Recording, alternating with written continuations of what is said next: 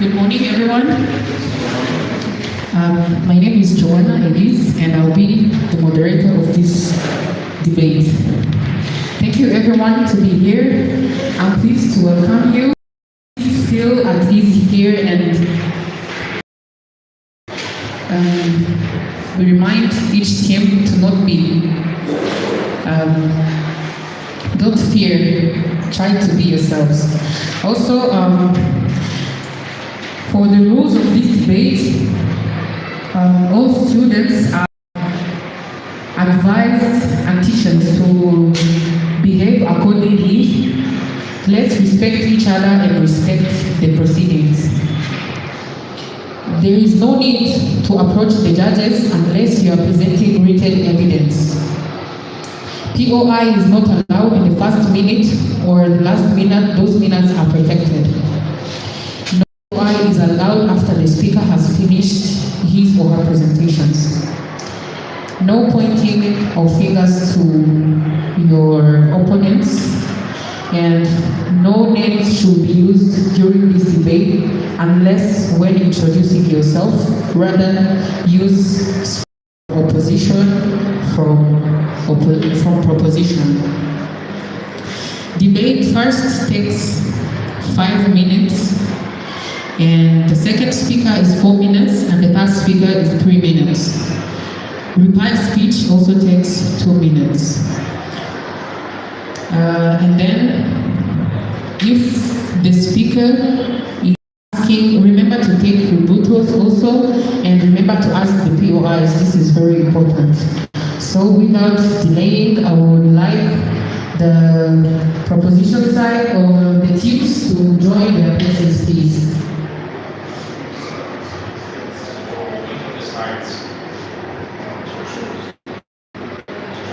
The debate as they come and see, they are going to choose.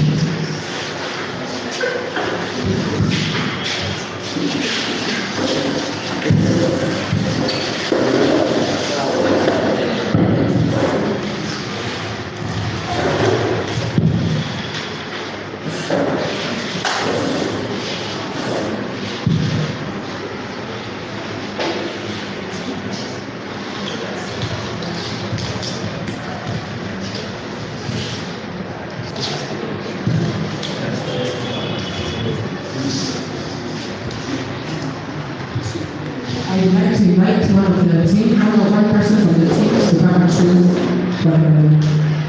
sides.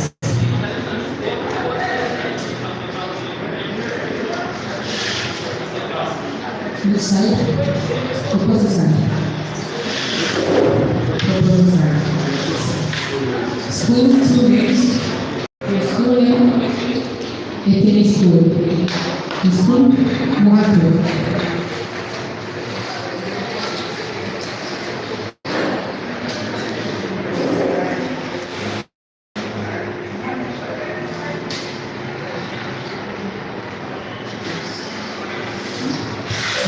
Thank you, everyone. So we are going to continue this debate by letting first our judges to introduce themselves. The floor is yours. Thank you. So I go by the name G.s Muhato, and I'm happy to be the head judge for this debate. Thank you. Thank you very much. I am Tuzo Mwaj, and I am also the judge of this debate. Thank you. My name is Yoko Debate. I'm the also the judge of this debate. Thank you, everyone. So without delaying, we are going to invite the first speaker from the proposer side. Okay. Please.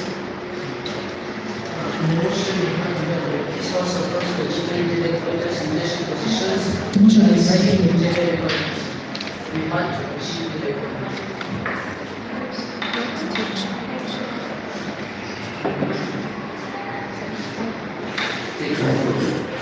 has a question.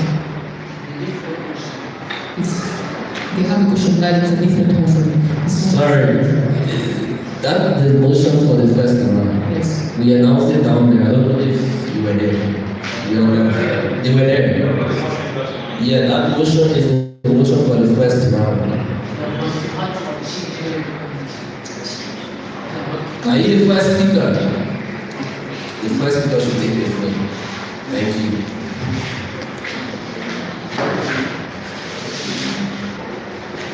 Another reminder, we don't need the microphone. We can be audible enough. This is a small room, so if everyone is coming to present, you don't need a microphone. Thank you. You can start. The floor is yours. Good morning, judges, opposers, First of all, judges, thank you for the time you are giving to introduce myself, my name is G.s Muhato Debate, and I'm from the team proposition side. Judges, as a motion to end gender equality. Judges, we as the proposition side, we strongly believe that in case there is gender inequality in the world, quotas are the best solution to remove the discharges of gender inequality that we are facing. This is to me that allow me to first express the details of the dysfunction before I express anything else. We are heading what we call mandatory gender quotas. Let's first know what is mandatory gender quotas. If we mean mandatory gender quotas, we are meaning the law that sets the minimum percentage of position for women and men in leadership positions. We are also doing what we call leadership position. In the motion, you have seen that we are heading leadership position. This refers to the different rules given in the workplace to control various services. We are also doing what we call gender equality. Dear judges, plus the father, dear opposers, if we mean gender equality, we are meaning giving equal opportunities for all genders, and meaning males and females. That's what we mean, judges. And then our proposition side is believing that equality cannot be achieved through goodwill only. Instead, we should have even systematic techniques that we can use, which is including this mandatory gender quotas. This is to me that quotas collects gender imbalances, and that's what the motion is stated today. And then let's take an example from our origin country. That's one. Rwanda is one of the countries which is having gender equality in these days, even in the poor. And then, let's take an example from this country. In 2003, Rwanda was having 30% of women in parliament. And then they saw that this was increasing inequality in this country. What did the government of Rwanda choose to do? They chose to support mandatory gender quotas, so that it resulted in having 60% of women in parliament. And this increased what? This changed the inequality that was in the country, because men were the one taking positions in the leadership positions, but they used these mandatory gender quotas in order to change this gender equality. And then we strongly believe that the mandatory gender quotas results in the following things. There is promotion of gender equality as the first thing. There is improved development in women. There is promotion of solidarity in both genders, and that's what we are fighting for. Yes, we are saying that mandatory gender quota is going to change the gender equality. And then we mean that quotas ensure that capable women are included in leadership, improving equality and development. And then quotas collect gender imbalances. That's what they have said. And then without quotas, women face systematic barriers. Those systematic barriers that we had are improving cultural conflict, are improving limited access to networks and resources, are improving gender-based discrimination. But with mandatory quotas, right of speech on both genders is provided. There is also increasing the acceptance of women leaders. There is also providing role models for future generations. And then allow me to express this. This House must believe that mandatory gender quotas is the main solution in the journey of changing gender equality. If we want to change gender equality, mandatory gender quotas should be the one to be supported instead of using other related techniques. And then allow me to conclude by saying this. Mandatory gender quotas are proven as the main tool that we can use in order to have to change this gender equality. And then allow me to, I would like to know this. I would like to know this from the two proposers. Can equality truly exist if women are excluded from the decision-making position? Should decades of systematic barriers continue to deny women leadership opportunities? I would also like to know, is that representation the first step to creating fair policies for all citizens? So, allow me to answer this. Thank you very much. We would like to welcome the first speaker from the opposite side.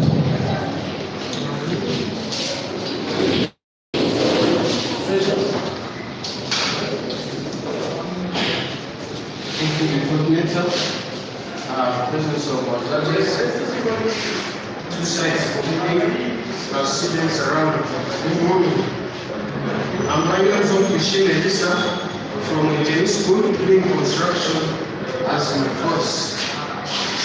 I'm here to oppose the motion which states that this House supports mandatory gender quotas in leadership positions to change gender equality, whereby I'm opposing according to my points. First of all, mandatory is like compulsory. I want to first explain the motion, then we'll get in the motion. Gender quotas means limited or a set number of something. Like in Rwanda, like a country, putting the quotas like say that we shall export or import something good by putting the limit, not exceeding that number. That's meaning of quotas. The leadership, is the system of leading. Gender is belong to, or it describes where someone is a man or a woman. That's the motion to them, and I will run opposing the motion. My first point will say that undermines true empowerment of women. Pick a perspective whereby rather than empowering the women, quotas will show that women cannot fight on their own merits and men will fight themselves, whereby women are also capable of fighting their introductions in politics or in leaders. Like in Rwanda, we have leaders who are women, but we should not deny to tell them that they should express their supports by allowing the qualified women, few of them, not allowing all.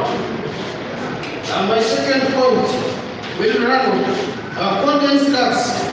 Here we will find the group is small but is led by the women, whereby those women are qualified. So which means they will lead, but not bringing many of them who cannot even lead, which means qualification will be needed in their leadership. And my third point, we said that backlash and negative cultural outcomes. Hereby backlash means the negative reactions. Which reaction are you giving to the woman who is leading? Like in parliament, the woman may stand up giving the point. Many people will, wow, what's this? That's a backlash or the negative reaction to someone who is giving the information in the parliament. My third point will say that undermining cooperation, whereby in the group, by undermining the cooperation, where we are 5 men and 3 women, which means the cooperation will be not equal. Whereby we shall make a decision, the woman will not take included in the decision. Men will decide themselves, then women will be undermined, which means no, women should be making the decision when they are qualified to do the things. My first point, we shall rush improved governance. Undermining the risks of getting higher. So that here we say that in government leadership, many countries undermines women, whereby they don't promote women, telling that women cannot take us to the same position, which means the girl who is qualified can take us to the one where the one is moving, the qualified one can take us, but not all in the position. So the judges and the audience, this is a good motion to oppose by saying that in leadership we may include qualified women, not all. The qualified or qualified. No, this is not a mixture. Thank you for listening. This was my points, and come and support us. Thank you. We would like to welcome the second speaker from the proposal side. time starts now. Good morning to you. Let's have the names of Jafet Mwezima, the second speaker from Chief Proposition. As the motion is all stated today, this House supports mandatory gender quotas in leadership positions to change gender equality. Dear judges, first by refuting the proposition side, as the first speaker was stating that gender quotas is undermining women. Dear judges, are we changing equality or we are improving inequality? Because it's bringing something that we have to employ women, but not too much women. But what we are fighting is changing equality.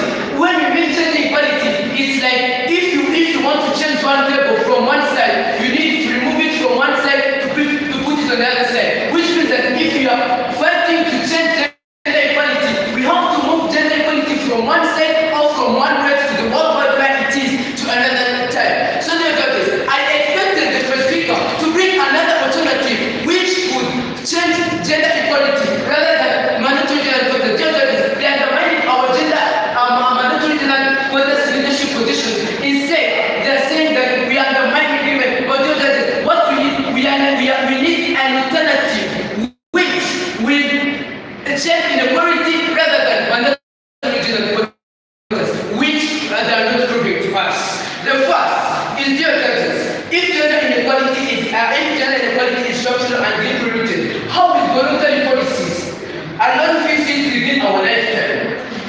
By my first point is mandatory gender quotas. Women remain underestimated at the top only by 26.5% worldwide. So dear judges, which means that this is a small rate that we are still having in worldwide. And dear judges, having the 26.5 judges, imagine we are having, if we employ many women, we will need to have them. The government is going to be well structured because of what? We are having something that mandatory gender quotas is setting gender equality. We don't mean that bring all women of the world to put them in the parliament, but let's have 50 or 60% of women, 40% of men. He said also about that a woman in the parliament, when he stands up, they are going to undermine him. Dear judges, where did you see it? In the parliament, can you see a minister standing up and then the president is telling you that sit down? Are they changing gender equality? I don't hope so. The second is quotas. What's evidence from around the world? Let's take an example from Norway. Dear judges, if you get time, make a good research about Norway's experiment or the government of Norway.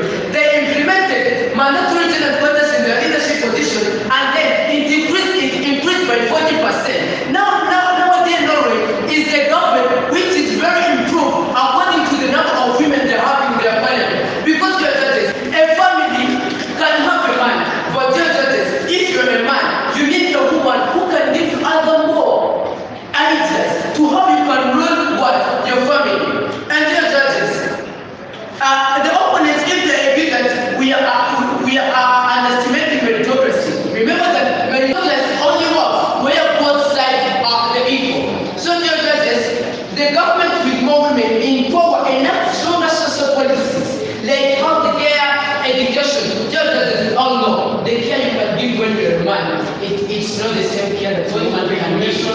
So dear judges, as a conclusion, mandatory gender quotas are not, they are corrective, and they are proven to accelerate equality, boost performance. Dear judges, I rest my case.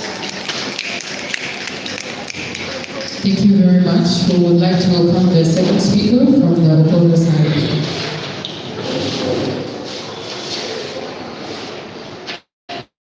Good morning. I'm here to demonstrate and say that this House supports mandatory gender quotas leadership position to change gender equality. I'm here by the name of Shemalinzo Kibera. I'm from the school and started from church. And my first point is violation of liberty. For in political sphere, mandatory quotas can be seen as limiting voters. For example, here in the government, 20% of women are allowed for a job or a post. How will it be if they go above 20%? And my second point is The second point is merit should come first.